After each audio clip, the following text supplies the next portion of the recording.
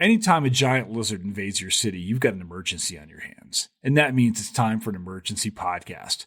Welcome to Historians of the Movies podcast. I'm your host and creator, Jason Herbert, and every single week we're bringing for you talks about movies and history and movies and everything else in between. And tonight, we're talking to you. We're creating a special podcast as fast as we possibly could, talking about writer-director Takashi Yamazaki's Godzilla Minus One. And guys, I wanted to bring into you and talk to you about this film, and I brought for you two amazing scholars. I'm talking about Bill Tsutsui's work, who is probably the single foremost expert of Godzilla in the entire world, and also Akiko Takenaka. And she is a professor of social and cultural history of modern Japan at the University of Kentucky. And we have the most amazing conversation ahead for you. I just recorded this conversation about 5 minutes ago. We're about to get it up here on the pod just in a second.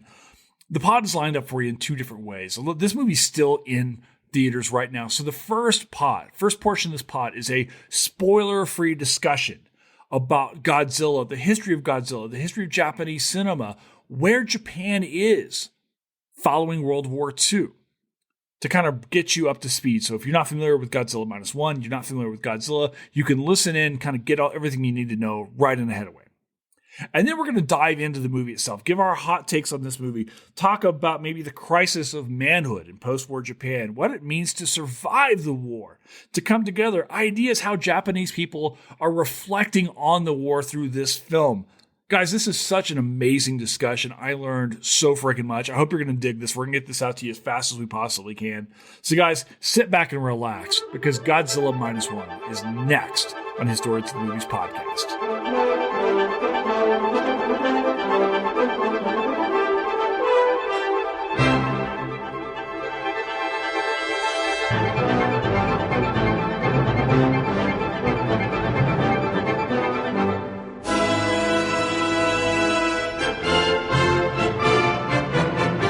Akiko, how are you guys tonight? Doing great, thank you. Okay, I was just saying before we started, this is my first time ever talking to you guys. I've been talking to you for 2 days in the history of my life now. So thank you so much for being here tonight and being part of this amazing thing, this Godzilla Minus One, which is just, it's insane. I typically don't do like rush off to the movies, but the hoopla and the excitement behind this film are just incredible right now. And I was so excited to bring this and talk about it. It's like, and Bill, you and I were just talking before we started rolling here. It's like, this is really the first Japanese version of this to really hit like it has here in the States. As a lifelong Godzilla fan, this is one of the great moments of my life, I will say, to see a Japanese Godzilla movie be successful at the American box office. Oh, that's wonderful. That's wonderful. All right, cool. It feels like it's time, right? And maybe that says a lot about the movies. Maybe it says a lot about, this is a low budget film by a lot of comparisons and stuff like that. Doesn't feel that way, but we can jump into that too if you guys want and so forth. But before we get into that, maybe we can introduce you guys and say who you are, a little bit about who you are and why we're here, and go from there. How's that? Bill, you want to go?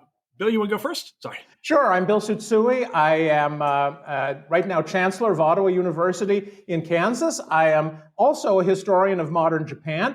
My boring specialty is business and economic history, but what I really love working on is my childhood love of Godzilla. And I wrote a book in 2004 for the 50th anniversary called Godzilla on My Mind, and I've done a few things since then, and am that model Akifan, so both scholarly and an aficionado. Okay, hi, I'm Akiko Takenaka. I'm Associate Professor of History at the University of Kentucky. I teach modern Japan and Asian American history. I actually I was living underneath a rock the last few months because things were very busy. I'm finishing the manuscript for my second book. And so I did not know about this film. I'm going to be completely honest. I did not know about the existence of this film until Wednesday night. When I got on Twitter, I refused to call it X. I got on Twitter and then I saw a notification and I saw that a former graduate student in my department, Korean Gursang, she had tagged me, and I was like, "What is going on here?" And then I realized there's a new film, and then I was like, "Oh, cool! I know the absolute authority on this topic. I'm just gonna, introduce Bill to Jason, and somehow I ended up being on here." I have watched the first Godzilla from 1954. I have watched the American remake of that film, right? And so I've taught it a couple times, but I do work on issues that has to do with war memory in Japan. And in fact, my first book was on Yasukuni Shrine, which is this very controversial war memorial in Tokyo. And so I think I can maybe say a couple things from that angle. Well, that's absolutely perfect. And firstly, that's kind of the fun part, the good part of like what Twitter does is that because it can be a real mess, right? I think we've all lamented what so much social media has become, but in its best, it can unite people, right? And we're all here talking together. The three of us are talking really the first time the three of us are talking together because of that, because of film, because we all like movies, we all like history, and so forth. And Akiko, I didn't tell you I'm from Kentucky, so I saw that you're a Kentucky colonel. Yes, that's right. How did you become a colonel? So I'm from Murray, out in the western part of the state. I am a diehard Kentucky basketball fan, like many Kentuckians are. And a friend of mine had, as I was going through writing my dissertation and doing all that stuff, probably embellished way too much to talk, but they had kind of written to the governor, to whomever it was that gets the colonelship, and said, I do good things about Kentucky. I don't know. I have it framed. I get the Kentucky colonel thing. So no, I'm a son of the bluegrass. Yes. Hello, fellow colonel too. And Bill, I lived in Kansas for 5 years. I went to Wichita State. I did, in Wichita. Wow. So my younger boy was actually born there. So we have connections. Fantastic here small as world. well. Yeah, I know, right? So now you guys have to come to Colorado. Sorry, but that's the rules. So.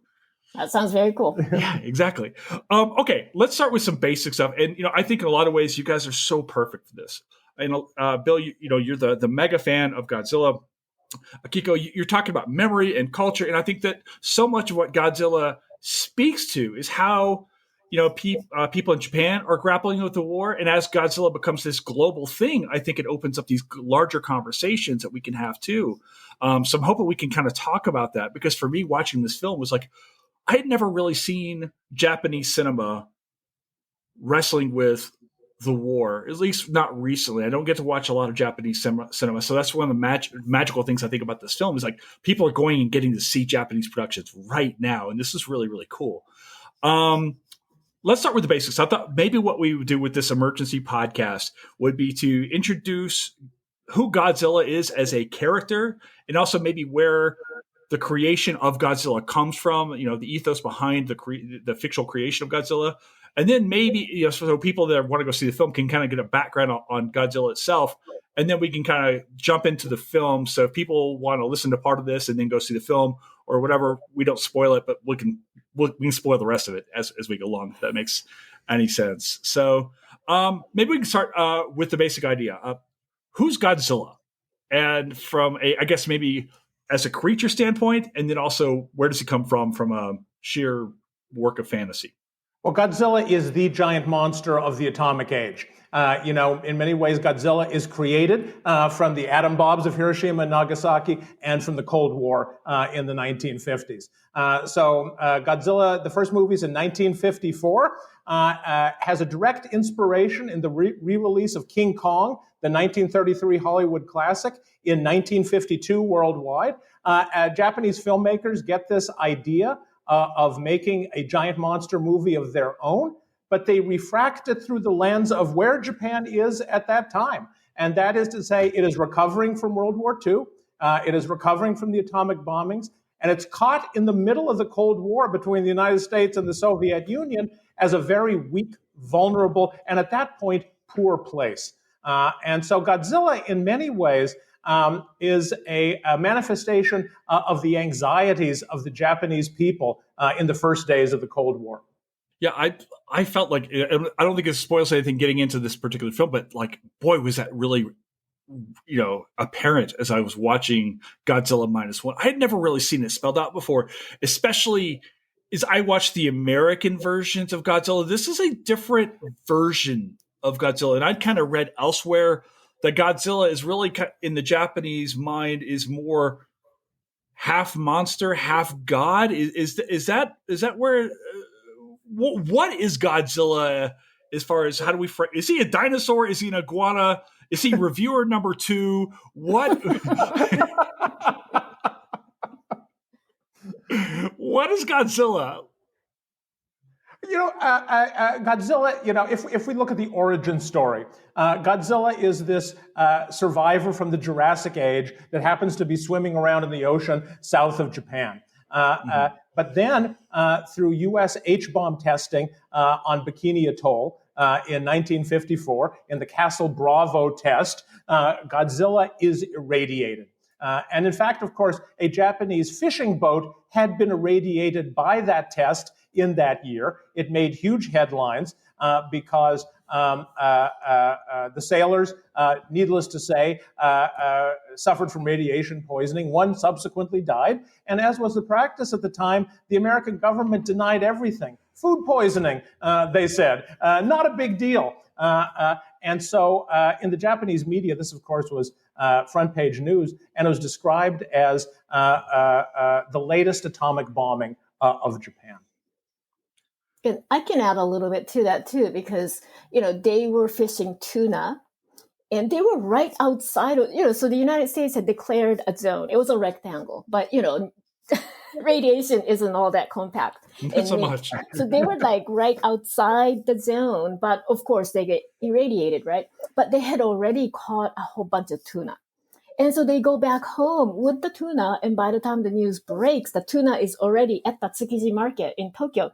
And so this nationwide panic ensues, right? And so, we have like officials at the markets with Geiger counters, and they end up burying all of the radiated tuna. But, it continues because the United States is continuing the experiments, which means that everyone's afraid to eat fish, which is a major source of protein. And they start measuring radiation in rainwater and in vegetables. And so it becomes this like nationwide panic. And like Bill said, right, this is the third time that we have been impacted by, I guess, a version of an atomic bomb. And that's March 1954. And Bill, correct me if I'm wrong, but isn't it like September 1954 that the original Godzilla movie comes out? And November, beginning of November. November. But still, that's so fast, right? 8 months. Yeah. And I just got to add my tourism note here. The fishing boat that was irradiated has been preserved by the municipality of Tokyo. You can visit it now as a museum. And one of the most charming things about the museum, and there isn't a whole lot charming about an irradiated fishing boat, but the charming thing is there is a monument in the garden outside to the tuna that were sacrificed and not consumed. And therefore were victims of this event. Plus, the land that museum is built on is what do you call it? Landfill. Landfill. Yeah. Of garbage, and it is called the Dream Island. That is the name of the island on which the museum has been built. Was Godzilla an initial hit in Japan when it's released? I mean, what were the initial responses to this film, both in Japan and then maybe globally? How did that happen? So Godzilla did do well at the box office when it opened in 1954. It set a new record for weekend box office for a domestic film in Tokyo, and was such a success that Toho Studios, which is the movie studio that made it, decided immediately to try and find international distributors for it.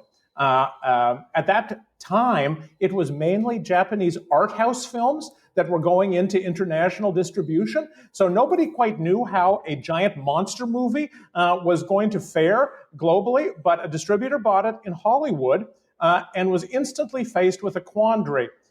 Do we make this a art house film with subtitles, or do we dub it so that the kids who we think naturally will want to watch it find it accessible? And what they did was they split the difference. They really cleverly re-edited it to avoid subtitling it. They added Raymond Burr as an American journalist in Tokyo watching the ravages of the monster. But in the process, they lost 20 minutes of the original. It got left on the cutting room floor. And that has subsequently been called whitewashing or censorship because they happened to take out the sections that were most implicitly critical of nuclear testing and thus, by extension, America. So really, it was rendered more palatable for what distributors thought were very sensitive American audiences in the mid-1950s. I'm kind of wondering if when this film comes out, say 54, is Japanese cinema dealing with World War II in cinema at this point in time? Is there a reflection of the war at this point in time? Do we see this like we see in the United States? What's going on in Japanese movie theaters as well? Bill and I are looking at each other. Yeah, Akiko, do you want to take it? Or do you want me to take it? I only know a little bit. I do know that some related films came out right after the occupation, right? Like books or collections of children's essays about their experiences. They started to come out right when the occupation ended, and some of them had been taken up and cinematized. Sort of like, children's experiences and their struggles during the war and air raids and atomic bombs and things like that. So what's the interesting background to this, I think, is that immediately after the atomic bombing, so when the U.S. occupiers first arrived in Japan, they wanted the Japanese to know about the power of the atom bombs. So they made sure that information got out. They brought back a lot of Japanese soldiers who were overseas through Hiroshima so they could see the destruction and have America's power underlined to them. But they realized pretty quickly that there could be backlash from the Japanese at the atomic bombings. And so MacArthur and his forces decided to clamp down on information about the bombs. And so actually censorship of public media conversations about the bombings was pretty tightly regulated from 1946 until 1952. And so it had only been for a couple of years before Godzilla came out that Japanese could really speak in public about the atomic bombings. And even at that point, because the atomic bombs were such a traumatizing event, they were largely taboo in Japan's polite society. And so people didn't talk about them a lot.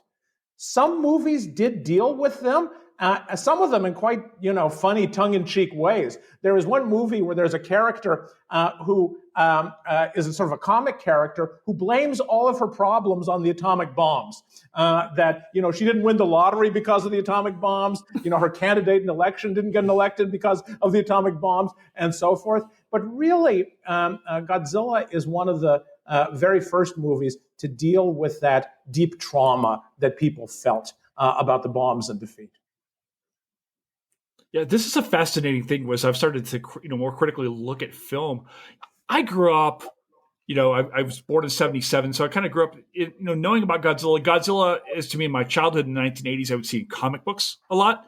There weren't a lot of American Godzilla films at that point in time. We kind of went through this vacuum of time, and then starts to see this reemergence, I guess, late '90s with was it the Roland Emmerich film that came out? I remember the trailer that comes out with the giraffe. You've got the Tyrannosaurus Rex, and then you've got the foot coming down on top of it. But I read today that there are more Godzilla films than James Bond films. Is this correct? It's like it is a massive, not just in the United States, but Japan. There are 30 Godzilla live-action films made since 1954, 3 full-length animated features, and 4, soon to be 5, American Godzilla films. And then, of course, there are many, many knockoffs in Japan and around the world that were inspired by Godzilla, but because Godzilla was under copyright, could not be Godzilla, from Gamera to Yongari in Korea to Gorgo in Britain. Yeah, you don't get Pacific Rim without Godzilla. Exactly. The fact that Pacific Rim is called kaiju, which is the Japanese word for giant monsters, shows, the globalization of that term is really fascinating. There are not a lot of film genres that come from foreign languages, frankly, and certainly not from Asian languages. So the fact that, the Japanese film genres that have had an impact globally, kaiju is at the lead, pretty amazing. All right. Well, we've brought us all the way up now to December 9th, 2023. If you are listening to the pod right now, you've got a little bit of background about how we get to where we are now. So if you haven't seen the film, you don't want to spoil the film, just pause. If you want to keep going, you want to wreck the city of this podcast, go for it. Because I think now let's just jump into the film itself, and we're just going to spoil it from here on out and talk freely about the film. So I guess let's start there. We all three of us have seen the movie now. Bill, you said you've seen it multiple times now. What are your thoughts on the movie? First, what are your first hot takes on this movie? I would say, wow, this movie has something for everyone. It has the special effects and the action that a lot of people expect from a Godzilla movie. But the big surprise for me, it has a great human drama in it as well. What's also neat, though, is it has political and historical messages that are substantive and worth talking about. So for me, it's the whole package. Yeah, it was great entertainment. And I'm sure I was laughing at parts where I shouldn't be laughing, but I had a blast watching it. But it also reminded me of, the ways that Japanese people are still grappling with their wartime past, right? How many years has it been? It's almost like the 80th anniversary, right? 2025 is going to be the 80th anniversary, which means that most people who were alive in 1945 are, becoming fewer and fewer, and yet they have inherited this memory and this trauma. And I almost saw it as this like redemptive, or almost like an acting out, right? It's sort of like, we are going to do this all right, and we can talk about the details later, but it was also almost like, okay, we failed in so many aspects and we blame, right, like the government and the military and whatnot, but this time around we are going to get it right, was sort of the underlying message, I felt like. I think this movie is brilliant on so many levels. And as I watched it last night, it was sitting in, and then I went to, I came home, thought about it, and all day long, all I could do was think about this movie. And here was the big thought I had with this, and this is where I think this movie is brilliant. This is a Godzilla movie that is not about Godzilla. This movie is about a man and his redemptive quest. This movie is a movie about a people who are trying to understand where they are in the world and try to, in some ways kind of reassert their own place. This idea of like the community is going to take care of this. The government has failed us. The United States can't help out on this. We're caught between the United States and the Soviet Union in this Cold War. They say it specifically, which I was like, this movie has got so much to say about history in the past. And yeah, like you're saying, still dealing with the ramifications of World War II and the bombs specifically some 80 years later. This is also, Bill, is this also the first period piece Godzilla film that we've seen? There are flashback scenes in some of the later Godzilla movies. So there's one Godzilla movie called Godzilla versus King Ghidorah from the 1990s that flashes back to World War II and a dinosaur that becomes Godzilla during World War II. But this is the first one that is actively not set in the contemporary period. I kept thinking as I was watching, it's like, oh, okay, it's 45. Oh, it's 47. Okay, when are we going to get to the present? At first, I was like, oh, it's going to be about their grandkids, and then, oh, we're saying here now. Okay, cool. Well, this makes it, a completely a different film. So, there were a lot of I felt like there were a lot of throwbacks to. Can we talk about what we see as Godzilla himself, like the design of Godzilla? Is this in line? Is there a general consensus as far as like what Godzilla should look like? What are the thoughts on that?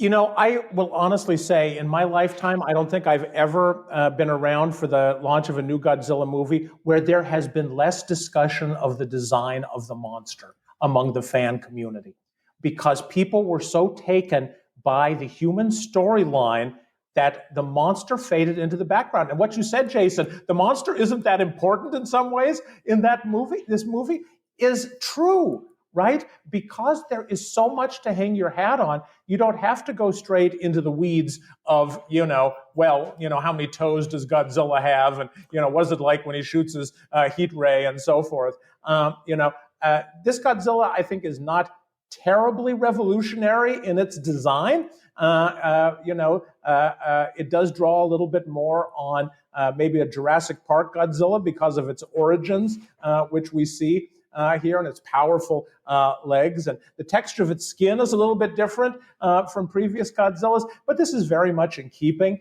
with where Godzilla has been in the past. So I've only watched the first one, but I kind of felt like the head was much smaller than I remembered. And you're right. Spoiler alert is okay, right? Yeah. Spoil away, absolutely. Yeah, go for it. So I kept worrying at the very end, right? When what was his name? Shikishima? When he's flying his plane and planning to fly into Godzilla's mouth, and I was like, that's not gonna fit. The mouth is too small. I had the weirdest worry while I was That shows you really got into the movie that you were thinking about that, though. You know what? But the plane doesn't fit in Godzilla's mouth at the end. He just kind of smashes into his mouth. He kind of chomped on it, right? Yeah. Well, hasn't that always been a bit of a critique of the Godzilla design? Is that the head's always felt a bit small compared to the rest of the body? I mean, I seem to remember this in the most recent films. Am I wrong? Actually, it became a critique in the 60s and 70s when Godzilla became more Muppet-like, as I've described him, when the movies were geared more at children, that the head got bigger, and so I think that in response to that, movie makers, to make a more threatening Godzilla, and definitely this is supposed to be a threatening Godzilla, right? Mm-hmm. This is a mean Godzilla. The scenes at the beginning, which, those opening scenes are pretty fabulous, I think. Oh, my goodness. It's not often you get a Godzilla movie where you see the monster straight off. And in this case, see the monster bite someone in half and fling him in the air. Wow. Yeah. Yeah, there were a couple of thoughts there. I think that, the director, is it Takashi Yamazaki? Am I saying that correctly? Yep. He has clearly studied his film history. Right, because there are clearly some odes to Jaws in this film. Yep. First time I saw the wooden boat they get in, I was like, "Oh, we're gonna need a bigger boat." I'm surprised they didn't even say it directly. And then the whole idea of like shooting the mine in Godzilla's mouth, I'm like, this is clearly out of Jaws as well, right? But that first time when we see Godzilla on Odo Island, is that correct? Yep. The first time we see him, what I was remembered? I kept thinking about the time we see the T-Rex in Jurassic Park for the first time. Mm-hmm. It felt that way to me. Yep. And the design feels like the old man in the rubber suit to me. You were talking about the texture, Bill. Yep. I kind of felt like that, I mean, that was really, there was some really cool stuff going on, because when he does the heat ray thing, I lost my mind. I actually think Yamazaki was very brave, that the monster in that opening scene, which is the pre-radiation monster, right? So it's the smaller, even less threatening Godzilla, that he does look so much like a Jurassic Park T-Rex, and actually so much like the 1998 Roland Emmerich TriStar Godzilla, which most Godzilla fans are very dismissive of. So the fact that he begins with that look really was, he's got some guts to do that, because you could lose some fans right off. But I suspect that seeing the special effects and seeing the way the movie developed, nobody was worried too much about that. I have a question for both of you. We keep using a certain word to refer to Godzilla. We keep saying he. And I'm kind of wondering about the gendering of Godzilla himself. My understanding is initially the people refer, and I seem to remember in the movie they kind of used the word it. in the film a lot of times, and there's this non-gendering. Can we speak to like the importance of either making Godzilla non-gender specific or Godzilla male?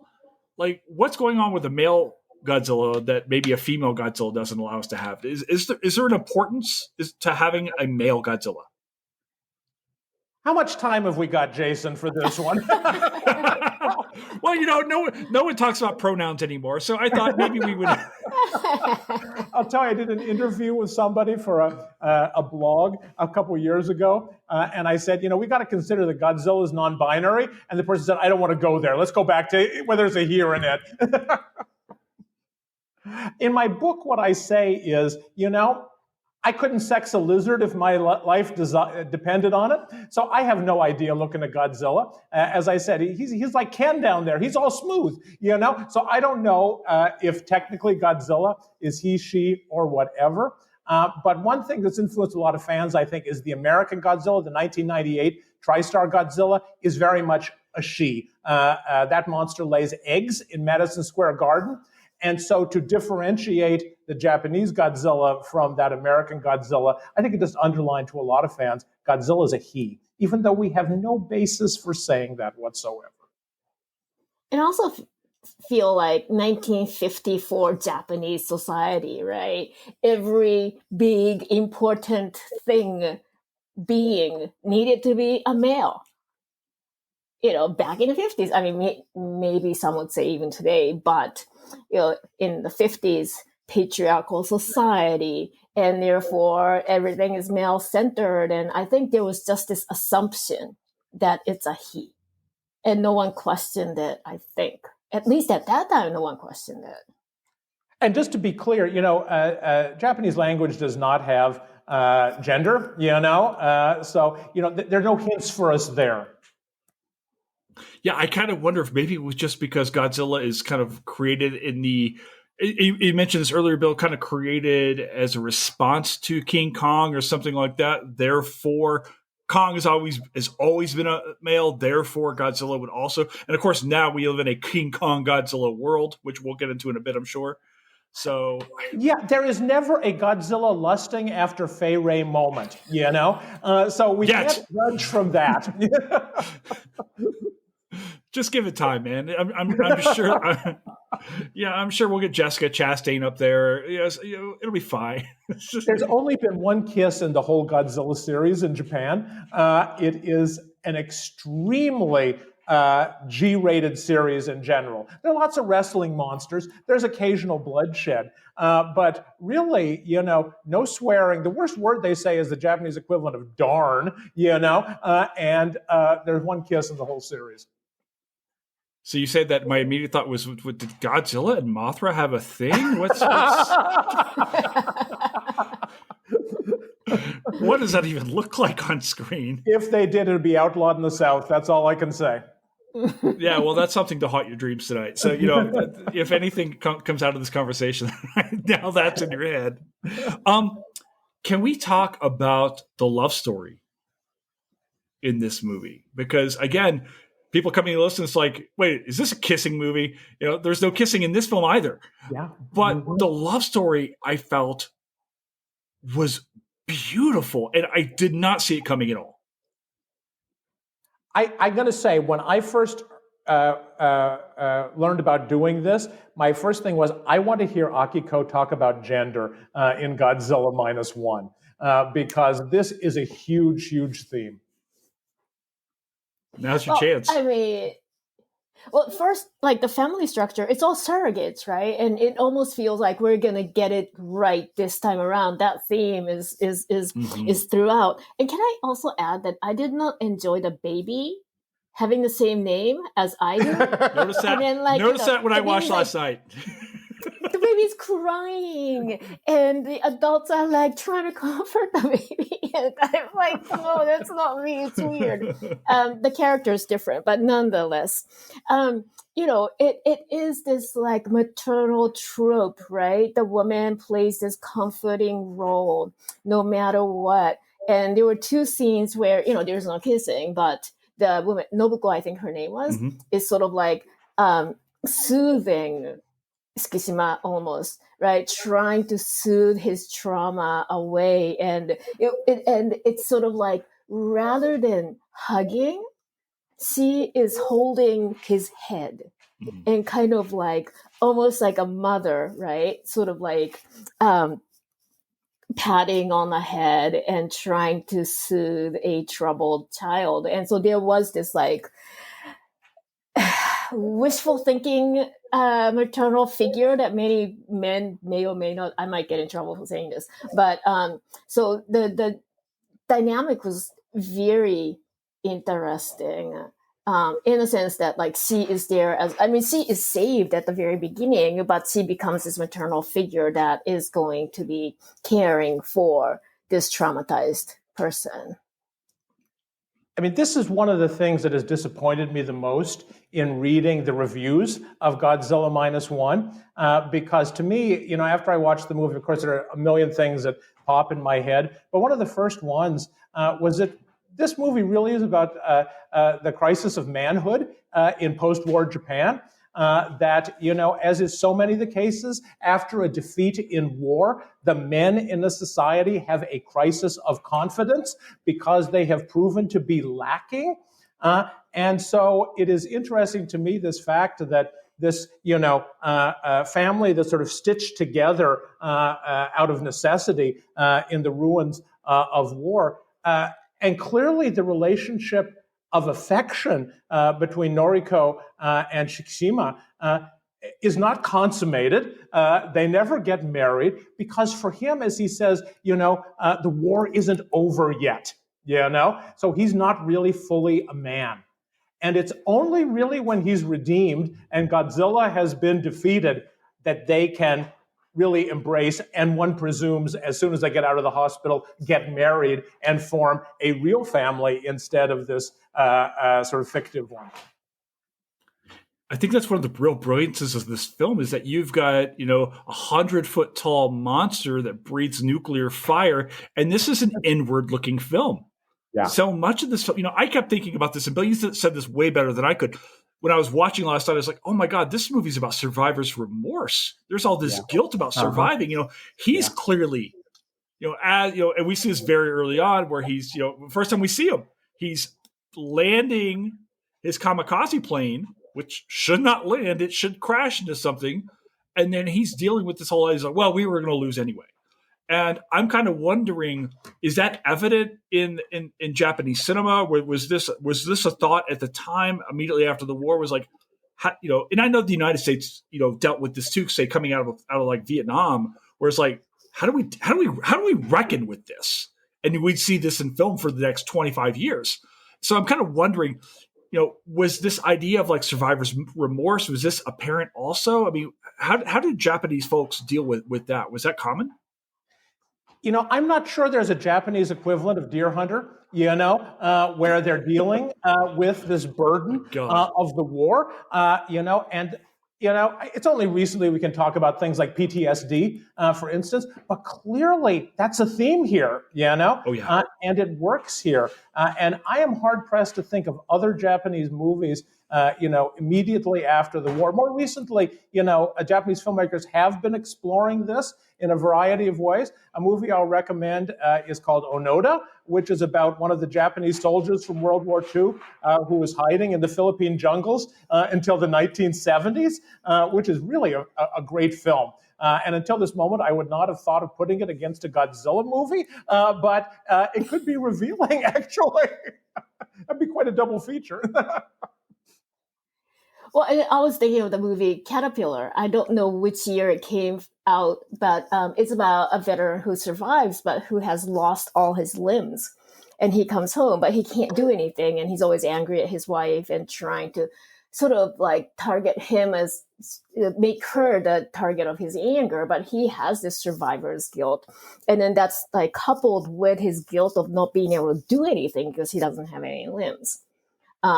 And so a triple feature of depressing films. But, you know, to your question, Jason, immediately after the war, no one wanted to talk about this, right? Okay. And so civilian survivors would talk about their guilt, which they can because they are victims themselves, right? So then Hiroshima survivors or air raid survivors who lost their family members, they would talk or start to talk a little bit about, those who would share would talk a little bit about their survivor's guilt. But, just like the last years of Vietnam, the troops, when they came home, they came home to a completely different society that did not want to have anything to do with war. And even the uniforms that they were wearing, because they had nothing else, the uniforms would, for the rest of the society, become reminders of the bad wartime past that they don't want to think about anymore. And so coming back to that kind of a society, a lot of people just, shut up and didn't talk about it. Mental illness, trauma that was not addressed. So I was glad that this film was addressing it. Many people just, became alcoholics because they just couldn't deal. And there was not like an institutional support for that kind of a need. One of the things that kept coming out in this film, and again, I'm not a scholar of Japanese history, but so much of this I felt like it was like I was watching a history lesson because they were talking about it so explicitly in this film, was this idea that the government had betrayed the people that you kept hearing about over and over and over again in the film. There's this idea of information, all of these kind of things. So I was hoping maybe you guys could kind of speak to this very, which especially as the film got really going towards the end, it was like, we've got to band together. The government's not going to do it. We're going to get this right again. And maybe, we call this Godzilla Minus One, referring to, I guess, the idea that after World War II, it's even less than, zero. But it was like, it felt like this could have also been Godzilla, we're going to do this ourselves, So, which I appreciate, but I was hoping maybe you guys could kind of speak to this as well. So for people who are coming to this film or coming to Japanese history, post-war Japanese history, is this a recurring sentiment of the Japanese people towards the government post-war? What's that about? Well, I mean, there was some deception, right? Because there was censorship during the war where, there would be like a disaster in Saipan, for example, and then people will be reading headlines like, we have inflicted a lot of damage on the enemy. It's like complete. Yeah.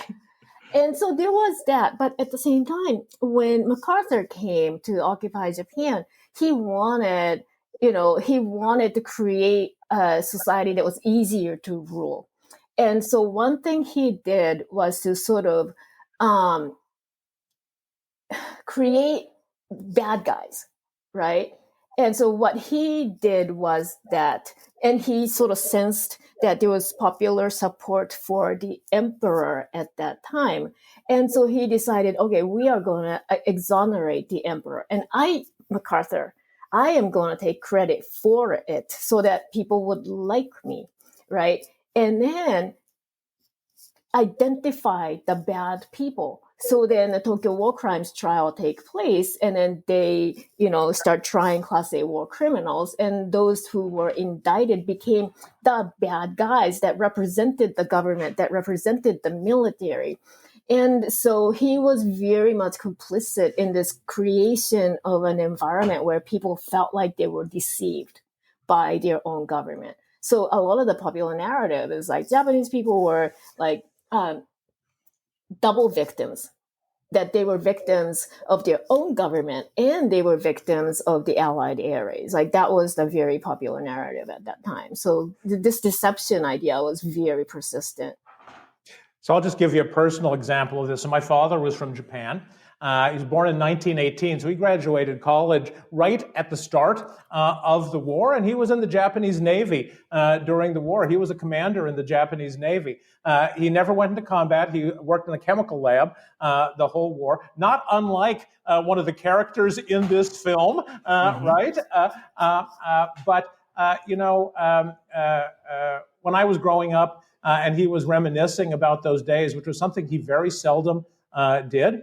He would share how resentful he was of the Japanese government, about being betrayed by the Japanese government, and about how he had his youth stolen from him by being in the war, and that he could never forgive them for that. And that was the reason he left Japan. and why he, in later life, really his dedication was to international peace because he felt he'd been so badly misled. I have the feeling there are a lot of Japanese who felt things like that and maybe said things like that after they had a beer or two in them, but that really wasn't part of the public discourse in post-war Japan. It really wasn't what a lot of people talked about. I'm going to ask you for a very difficult question now. What's your critiques of this movie? Okay, so I won't tell you my critiques to begin with, but I'll tell you what a lot of critiques I've heard from folks about this movie are. A number of people have been very disturbed that it is ahistorical in the sense that the American occupation is not present in the movie. You know, I was wondering about that. Mention of MacArthur and how, they don't want to get involved because of the Cold War. But this idea that Godzilla can rampage through the Ginza, and at one point we do see the PX in the Ginza, so we know the Americans are there, but there are no GIs around. There are no MPs, which in Japan in 1947 would have been crawling with U.S. troops at that point. I have restrained myself from going onto social media and addressing this because I actually respect a lot of these commentators who've said that. But, I think actually not focusing on the Americans is part of the point of this movie, right? This movie is not about Japan and the United States. It's about the tensions within the Japanese people themselves, and if anything, this movie's, one of their main messages is the government can't solve our problems, right? We shouldn't be looking to governments for answers. We should be looking within ourselves and to other citizens around us to find our own solutions. Because as is said many times in the movie, if we don't do it, who's going to, And so I actually think it makes a lot of sense that the occupation and the Japanese government are essentially invisible in here.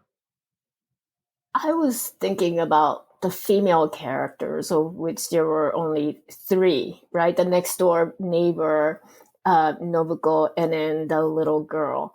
And what was the little girl's name again?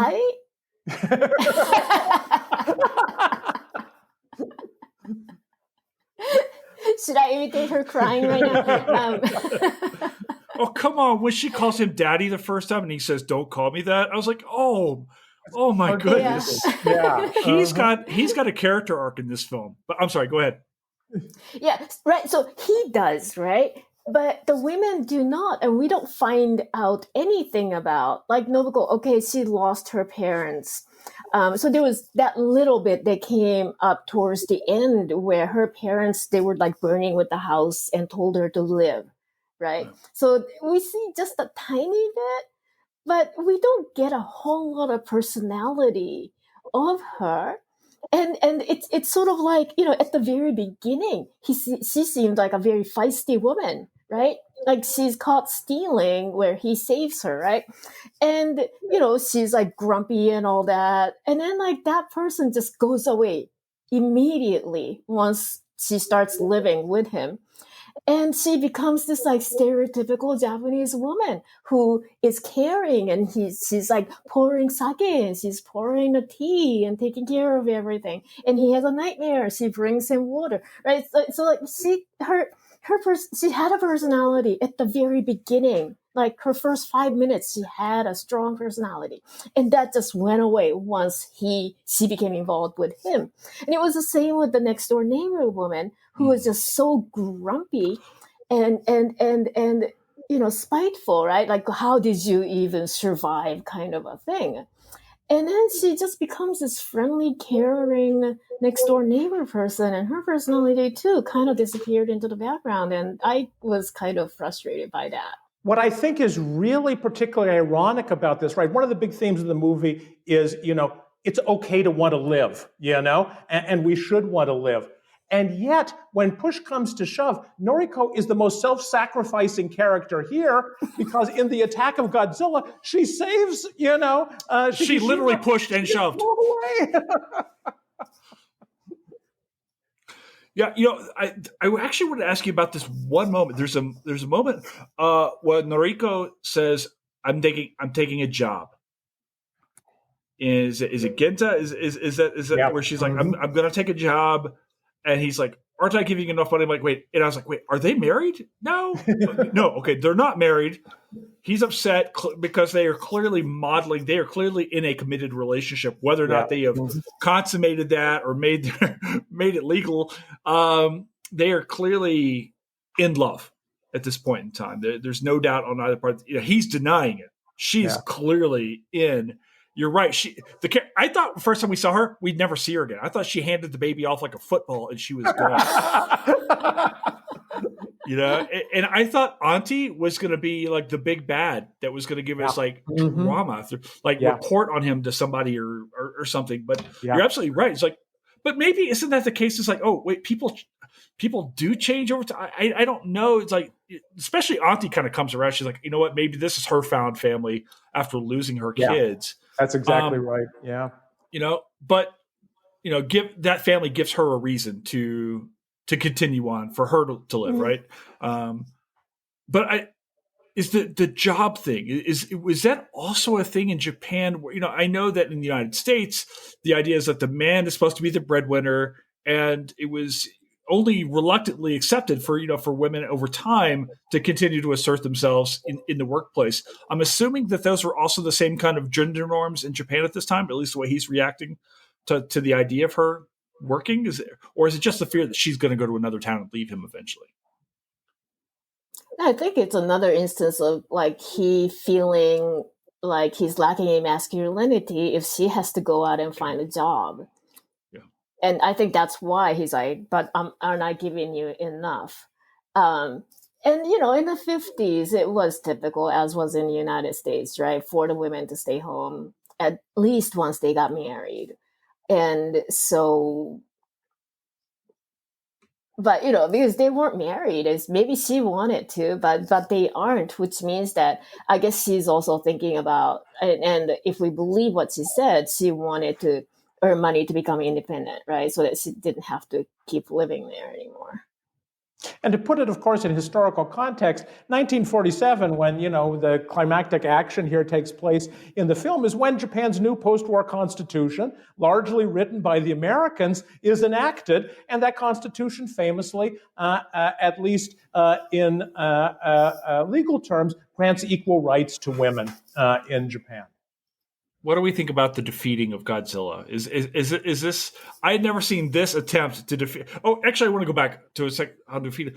I want to say about Godzilla himself, because we've been talking about everything other than Godzilla in this podcast, which is the entire point, I think, of this film, which makes it so great.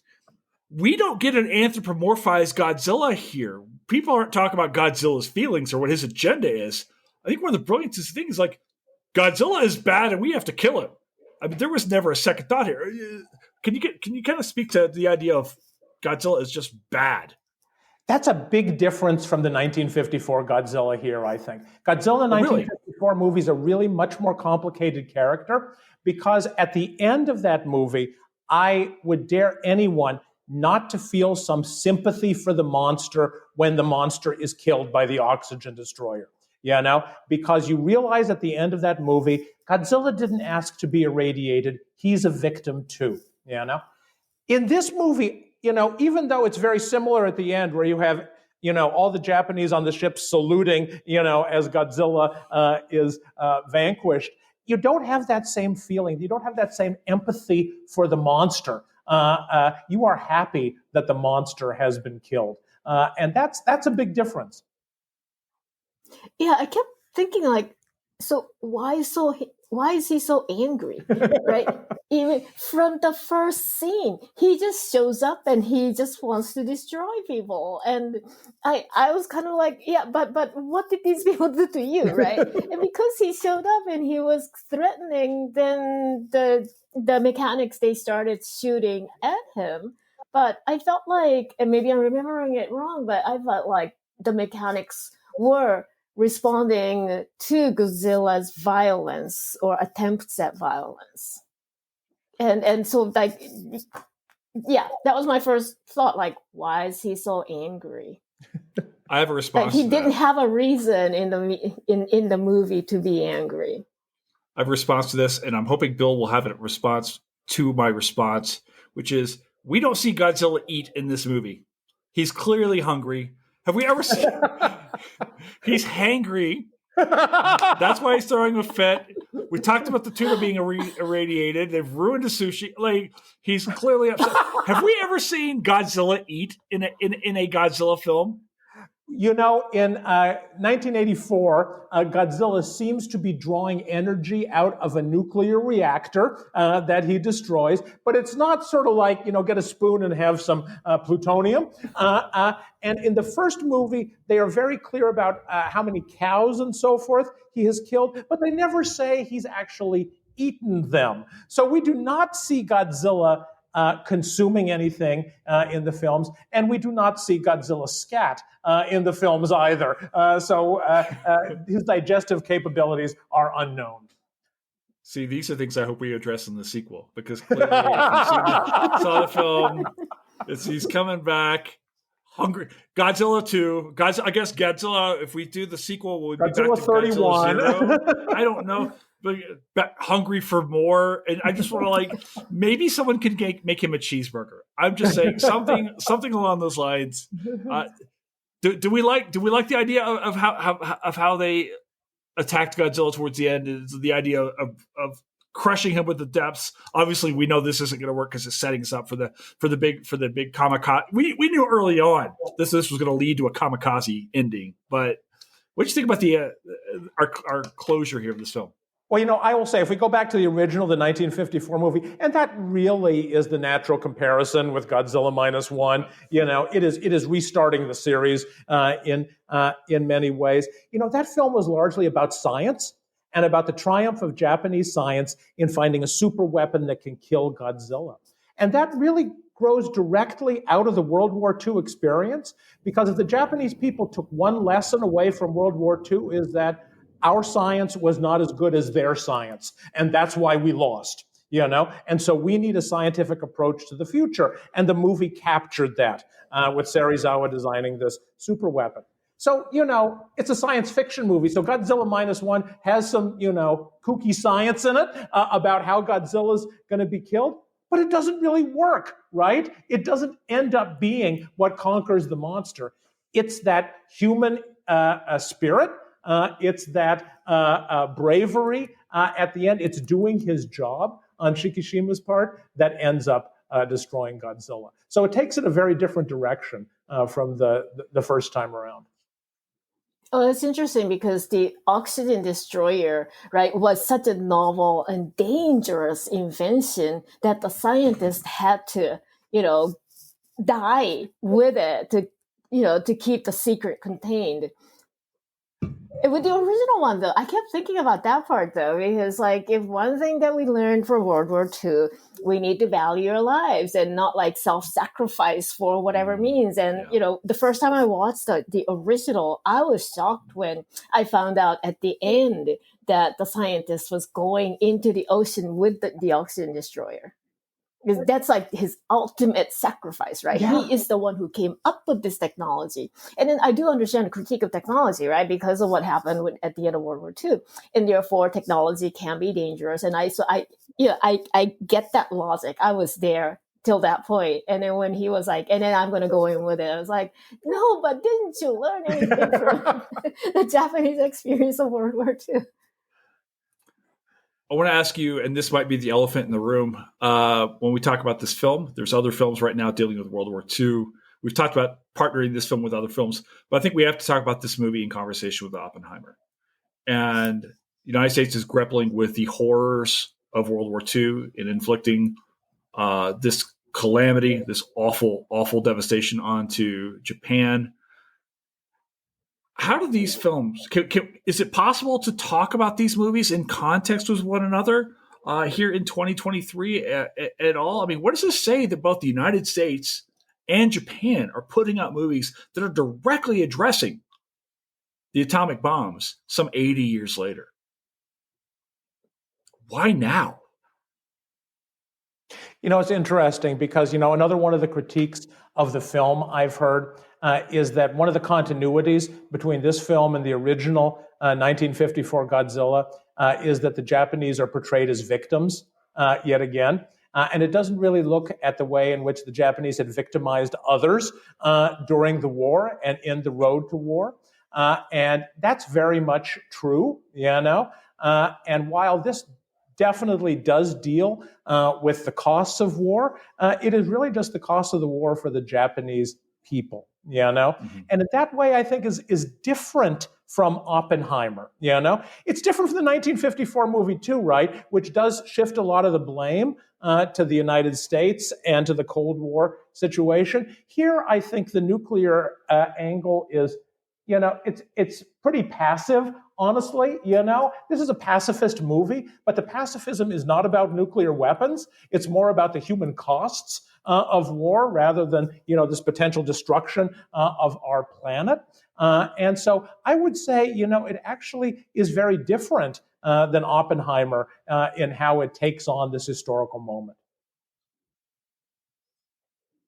Yeah, you're right in that Godzilla Minus One, the main critique of those men went to the government and the system, where I remember when the Navy vets are gathered in a hall, right, where the scientist is like revealing his new invention. And then the Navy former admiral, was it? The guy who takes charge of the boat. And he's like, I'm not ordering you. You can leave if you'd like. And during that sequence, there was so much of, these are the ways that we are doing things differently from before. And we're not like, we are not cheapening your lives, right? We are doing this not to die, but for the future, or something like that. I'm paraphrasing. And that's a huge critique of, the ways that the military leaders treated people's lives as expendable, especially the foot soldiers, people who were actually fighting. And there was a saying back then in the 40s where, the troops would be saying to each other, like, our lives are only worth as much as how much it costs to send a draft notice. In other words, my life doesn't really matter because those guys back in Tokyo, they can just send a draft notice to get another person to just replace me, right? So I don't matter. My life doesn't matter. And that became a huge critique. Or, they weren't openly talking about it back then, but there were chatter in the military. And so I think that there was a sense, and I mean, the kamikaze pilots, right? That's a very good example of how, like, the human life doesn't really matter as long as it maybe benefits the bigger cause, right? And so there was a huge critique of that in that segment. But I'm not talking about Oppenheimer. But like the Oppenheimer also got a critique, right? Where we don't see the explosion, right? We see the test explosion, but we don't, and we see Oppenheimer watching a videotape or something of the bomb explode over Hiroshima, and we just watch. And I think the director said that, he wanted to focus on Oppenheimer's reaction rather than, and I'm kind of like, yeah, but if it's a film, couldn't you do both?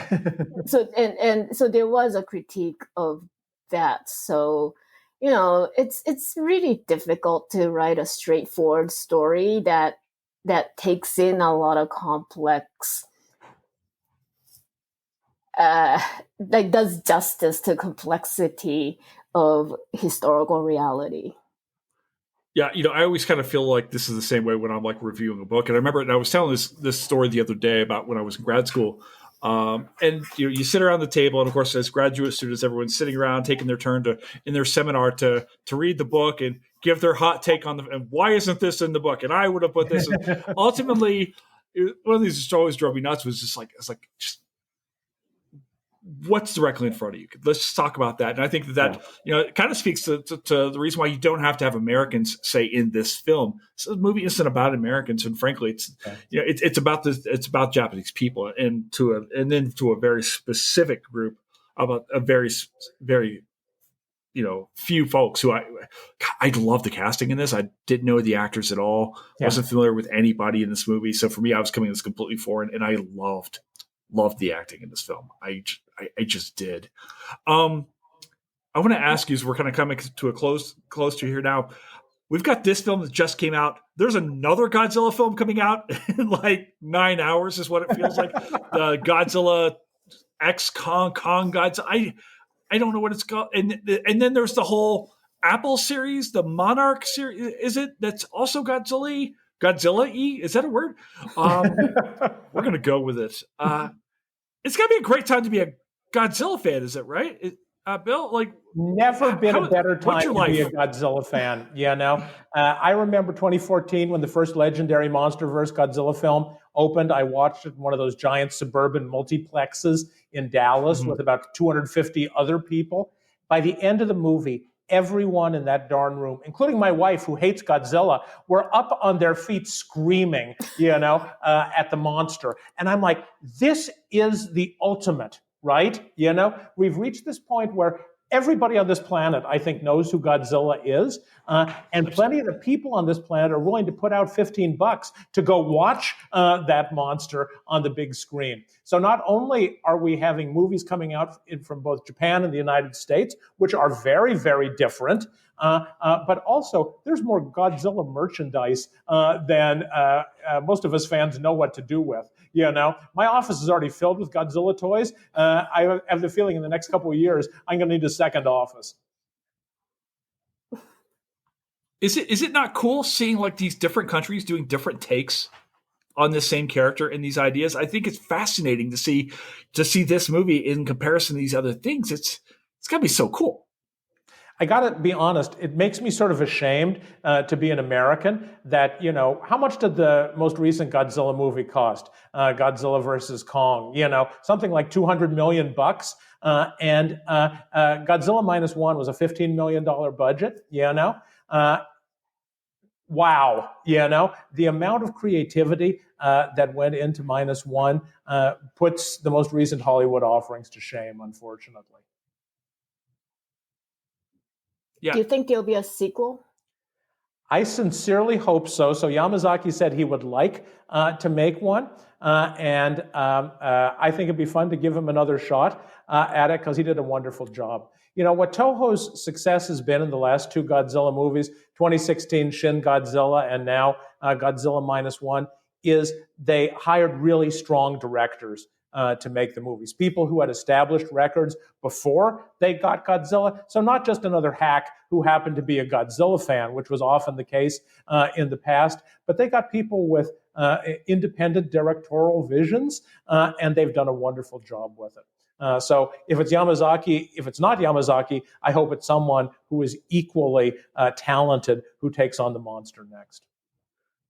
Because I keep thinking about the final scene, right? Oh, he's coming back.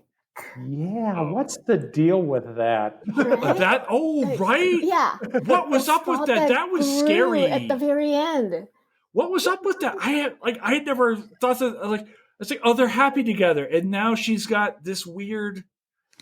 And it was growing. Yeah, black. And that's usually not a good sign. I'm not a scientist, but generally the veins should not go black. I don't think.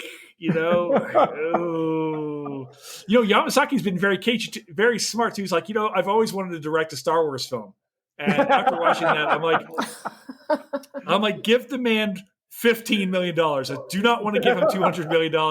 Let's see where he can go as well. All right, I got two final questions for you here, which is this: where does this movie rank? Where I hate to do this to you, especially Bill, but like, where does this Godzilla go in the pantheon of Godzilla films? As far as is this an upper tier film? Is this where is this in terms of like quality, best?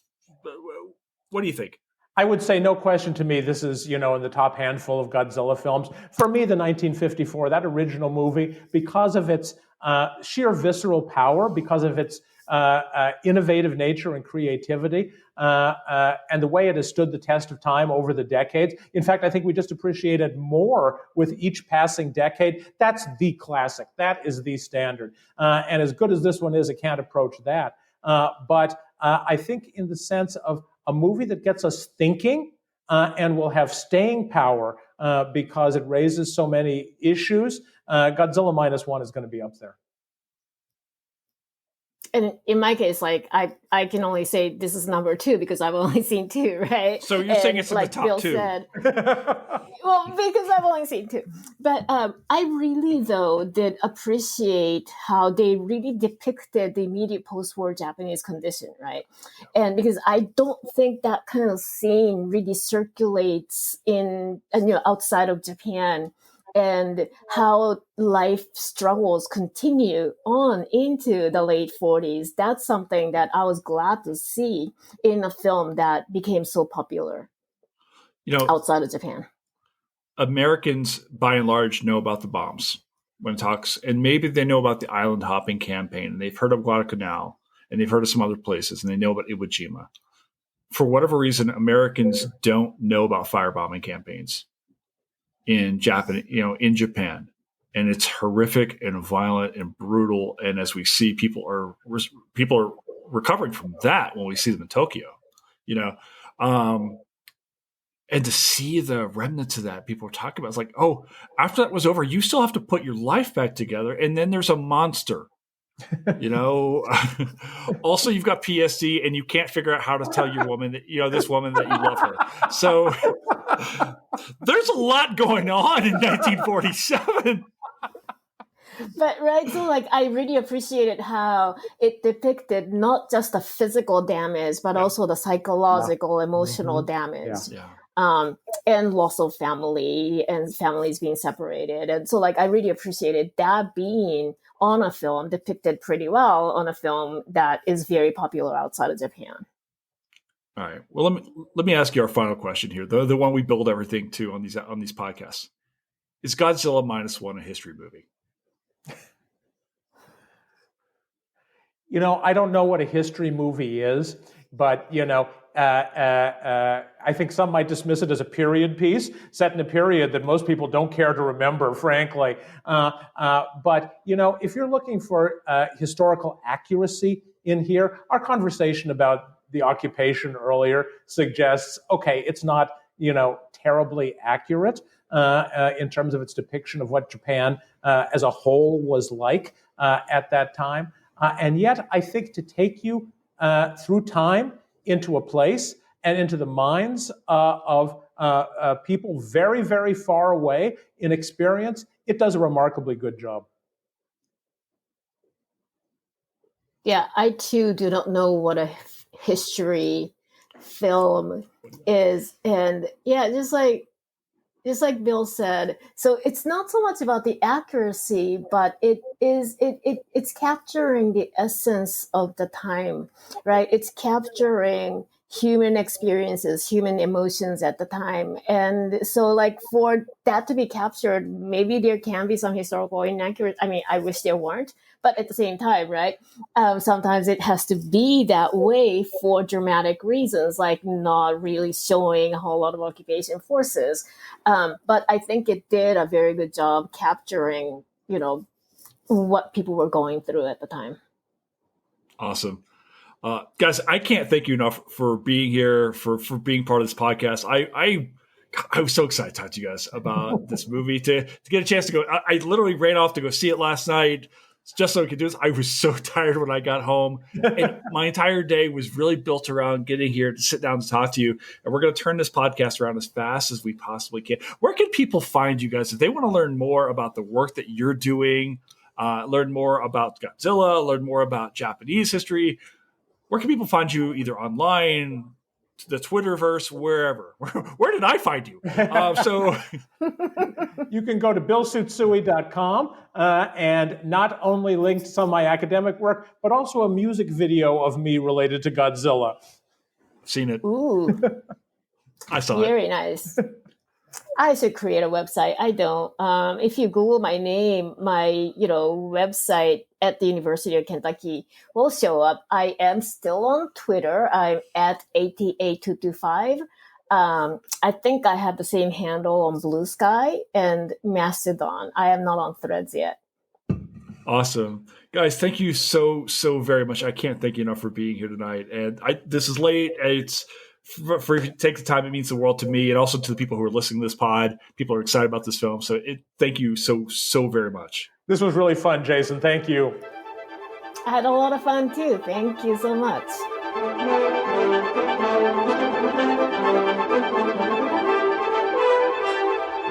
And that's a wrap here at Historians of the Movies podcast. Thank you so very much to our guests, Bill Tsutsui and Akiko Takenaka today. Thank you so much for being here, for being part of this conversation today. We just put this thing together. We had never met before a couple days ago, and I just felt like talking to you. I'd known you for so freaking long, and I am so happy that I've made your friendship today through this thing we call the HATM. That was amazing. We also have to thank Fletcher Powell, our producer, for putting this together. I said, Fletch, can we please do another emergency pod? It takes a lot for Fletcher to put these pods together, so I am really thankful to him for agreeing to do this late on a Saturday night. Thank you so much, Fletcher, for putting this together. And of course, thank you guys for giving us a reason to put this thing together, for your enthusiasm. If we were just doing one of these each single week, it would be fine, but you guys are really latching on to these emergency pods. There's a real enthusiasm for Godzilla Minus One, and it feels like an enthusiasm for this podcast as well. So it means the world to me. We're putting this together for you late on a Saturday night because you guys have asked for it, and we want to give to you what you want. So thank you so much for being here. Thanks for continuing to share this podcast, for tell other people about this. And thanks most importantly for being part of this HATM community. And if you're listening to this, you know that every Sunday night we live stream a live watch of film as well. So on Sunday night, on December 10th, Sunday night at 8 p.m., you can also jump in with us. There's a movie on Netflix. It's called Minari. We're going to be live. We're going to be live tweeting that as well. We're going to watch party on that. So sit back and watch that as well with us. We'd love to have you in. It's going to be on Netflix, 8 p.m. Eastern. And that's all for now. So thanks for being here. And that was an awesome talk. So ciao for now.